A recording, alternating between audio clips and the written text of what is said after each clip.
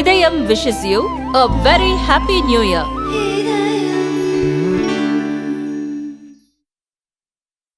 தமிழகத்தில் இந்த ஆண்டு பொங்கலுக்கு ரொக்கம் வழங்கப்படாதது ஏன் என்று அமைச்சர் தங்கம் தென்னரசு விளக்கம் அளித்துள்ளார். பொங்கல் பண்டிகையை முன்னிட்டு தமிழக அரசு சார்பில் பொங்கல் பரிசு தொகுப்பு அறிவிக்கப்பட்டது. ஒவ்வொரு ஆண்டும் பொங்கல் பண்டிகையின் போது ரேஷன் அட்டைதாரர்களுக்கு அரிசி, கரும்பு, வெல்லம் உள்ளிட்ட மளிகை பொருட்களும் 1000 ரூபாய் ரொக்கமும் வழங்கப்படும். இந்நிலையில் 2025ஆம் ஆண்டுக்கான பொங்கல் பரிசு தொகுப்பை தமிழக அரசு அறிவித்தது. ஆனால் அந்த அறிவிப்பில் ரொக்கம் அறிவிக்கப்படவில்லை. இந்நிலையில் கன்னியாகுமரியில் திருவள்ளுவர் சிலை வெள்ளி விழா கருத்தரங்கு நடக்கும் இடத்தை அமைச்சர் தங்கம் தென்னரசு ஆய்வு செய்தார். ஆய்வுக்கு பின்னர் பொங்கல் பரிசு ரொக்கம் அறிவிக்காதது ஏன் என்று அமைச்சர் தங்கம் தென்னரசுவிடம் செய்தியாளர்கள் கேள்வி எழுப்பினர்.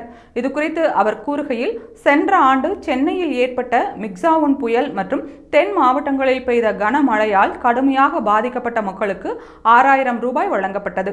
ஓரளவு பாதிக்கப்பட்ட மக்களுக்கு 1000 ரூபாய் வழங்கப்பட்டது. இந்த ஆண்டு பெஞ்சல் புயலால் பாதிக்கப்பட்ட மக்களுக்கு 2000 ரூபாய் கொடுக்கப்பட்டுள்ளது. பேரிடருக்கான மாநில அரசு நிதியை விடுவிக்கும்படி மத்திய அரசிடம் 37,906 கோடி ரூபாயை கேட்டுள்ளோம். இப்போது வரை மத்திய அரசால் 276 கோடி ரூபாய் மட்டுமே வழங்கப்பட்டுள்ளது. பொங்கல் தொகுப்புக்கு இப்போது வரை 280 கோடி ரூபாய் ஒதுக்கப்பட்டுள்ளது.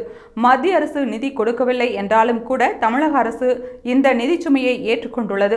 மாதந்தோறும் 15ஆம் தேதி வழங்கப்படும் மகளிர் உரிமை தொகையை ஜனவரி மாதம் முன்னரே வழங்கும் திட்டமும் பரிசீலனையில் இருக்கிறது என்று அமைச்சர் தங்கம் தென்னரசு கூறினார்.